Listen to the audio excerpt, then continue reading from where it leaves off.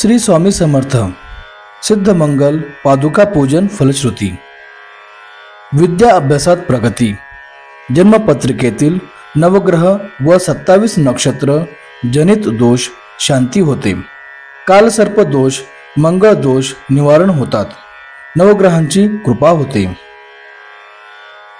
पती पत्नी मधील वादविवाद मतभेद नाहीसे होऊन संसार सुखी होतात। वास्तुदोष कुलदेवता दोष कुलदैवत कोप नाहीसा होतो।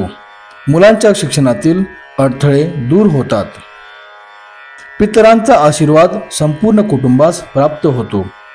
कायिक वाचिक मानसिक असाध्य रोग आधी व्याधी जरा पीडा ग्रहकलह दोष निवारण होतात।